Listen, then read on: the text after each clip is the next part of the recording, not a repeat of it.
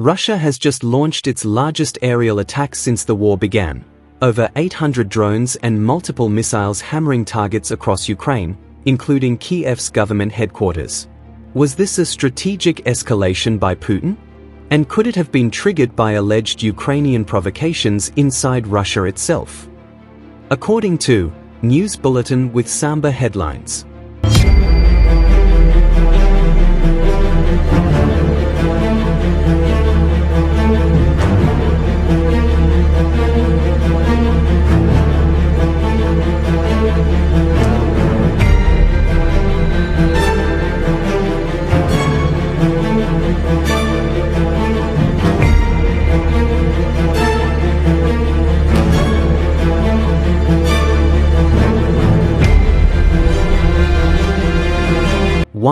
Context: a record-breaking drone offensive.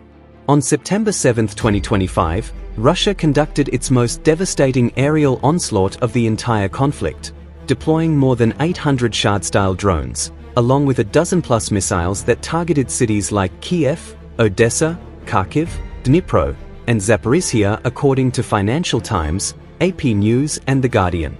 Strategic urban centers, including the Cabinet of Ministers building in Kyiv, were hit for the first time.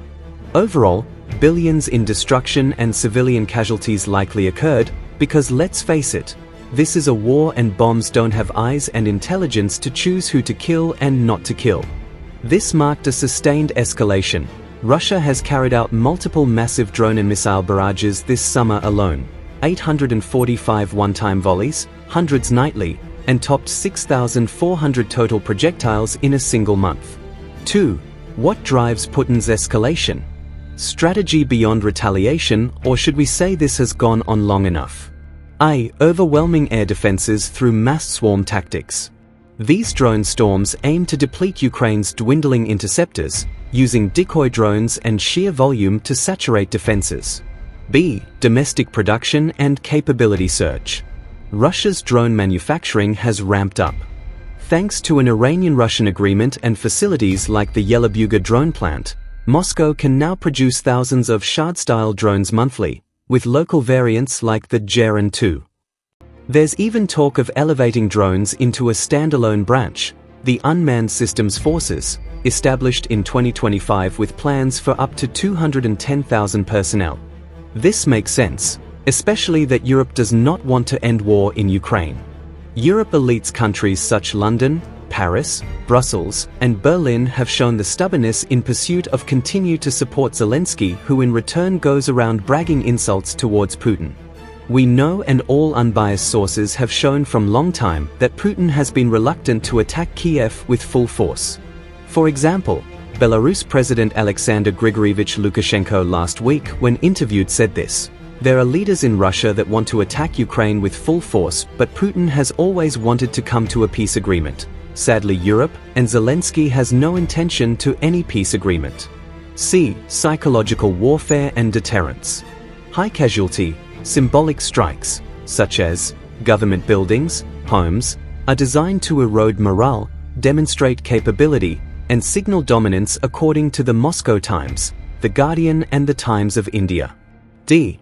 Call it whatever you want, but I can say this: it was a statement and a diplomatic messaging. By consistently rejecting peace overtures, even when Western diplomatic pressure mounts, Putin can convey steadfastness. Recent strikes notably followed Trump-led peace initiatives. These plays are as much about perception management as battlefield impacts. 3. Was Zelensky's alleged provocation inside Russia the spark? There's speculation about Ukrainian drone strikes inside Russia, particularly on infrastructure like oil refineries, as retaliatory measures, according to AP News and the Times of India. Russia's drone blasts are high-profile, well-planned, and coordinated, not reactive. This was to show that if Russia wants to at any time, Ukraine will cease to exist. The question remains, who does Europe keep pushing Ukraine to fight a war that they know they can't win against an opponent that is 5 times bigger and stronger as entire Europe combined? Russia is communicating to Zelensky in a language that he can understand with his arrogance and bulliness. Putin is saying, Any time I want I can get to you, and you have nowhere far enough you can hide from me. So here is the takeaway. A strategic calculus linked to Zelensky's actions and to deliver a message in bold and clear ink. Putin's drone bombardments are a function of manufacturing capacity, strategic posture, psychological warfare, and defense attrition, and further, a response to piercing provocations inside Russia by Zelensky. Many analysts or westernized mindset would say something like this: Ukraine's attacks across the border, while impactful, remain limited in scope and tactical in nature, not a direct catalyst for Russia's record-breaking drone offensives. This is a complete lie. Ukraine with Europe combined has no capacity to attack and inflict heavy damages inside Russia undetected. Zelensky needs to stop, you know, as smart as you are. Have you asked yourself, what do Ukrainians think about Zelensky and his proxy government, or should we call it cabal? Remember, no Ukrainians elected them, so under what capacity should they be making decisions on behalf of Ukrainians? Russia's escalations reflect a calculated attempt to shape the battlefield, preserve dominance which they should done long time ago if there wasn't a hold back, and no other alternative, as diplomacy means have failed miserably. To answer our big question, what does this tell us about Putin's strategy and why now? It's systemic escalation, grounded in production capacity, military doctrine, and geopolitical positioning, messaging to Europe and the West at large that playtime is over. The message is clear and been delivered. Zelensky, you either stop listening to warmongering West and stop the provocations towards Russian territory, or Russia makes you stop. Thanks for watching. If you found this analysis helpful, hit like, subscribe, and let me know in the comments. What do you think? Can Ukraine counter this with low-cost interceptors, or is the imbalance here to stay?